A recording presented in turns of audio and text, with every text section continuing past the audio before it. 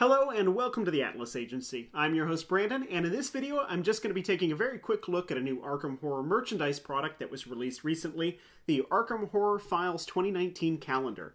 This is one of 5 calendars that was recently put out by Fantasy Flight. In addition to the Arkham Horror calendar, there was one for Keyforge, one for the Tyrannoth setting, one for Legend of the Five Rings, and one for the Android setting. These calendars are underneath what looks like a new division, or at least a new product category over at Fantasy Flight, the Fantasy Flight merchandise line. So far, the calendars are the only products under that line, but the website mentions playmats, sleeves, tokens, and other pieces. Of course, we've had plenty of sleeves and playmats in the past. I guess those will be under this new banner going forward, and hopefully we can look forward to seeing some new merchandise and accessory options in the coming months.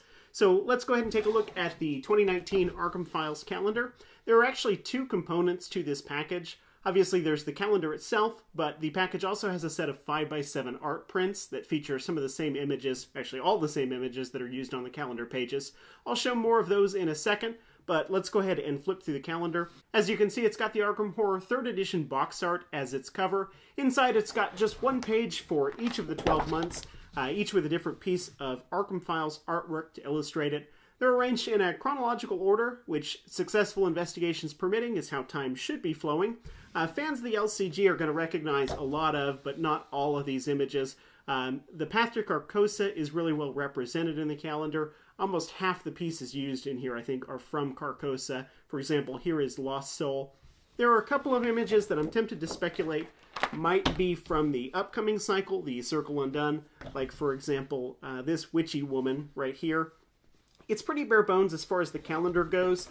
There are no holidays or anything like that marked on it. I kind of wish it had those, or at least maybe had some thematically appropriate special dates marked on there. And the boxes for each date are relatively small, since each month's page is half taken up, or more than half taken up, by the artwork.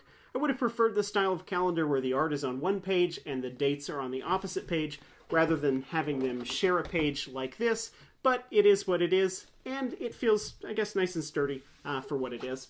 For the most part, I think that they chose good pieces for this. There are a couple that I'm not as fond of, and I do think, as I said, Carcosa is maybe a little overrepresented in the calendar, although I will say that I think some of the Carcosa pieces are among the better ones in the calendar. I'll go ahead and finish flipping through the pieces on here so that you can see all of them, and we'll try to do that without getting confused about what's what. There's November, Hyper Awareness Month. December, I believe this piece is from the upcoming Return to the Dunwich Legacy, and that's it, I believe. In addition to the calendar itself, you also get this set of 5x7 art prints featuring all the same images that are on the calendar pages, including the cover page, again from the Arkham Horror 3rd edition box cover. These are double-sided, as you can see, so if you want to frame these, you may have to make some tough choices about which side of the piece you want to use. This one is blank on the back, or maybe that's laying in a snowstorm. I think these are a nice bonus. In fact, for me, there's a good chance I'll get as much use out of these as I get out of the calendar, even if it's just to have silly things to photograph for the slideshows that I do on the scenario rundowns.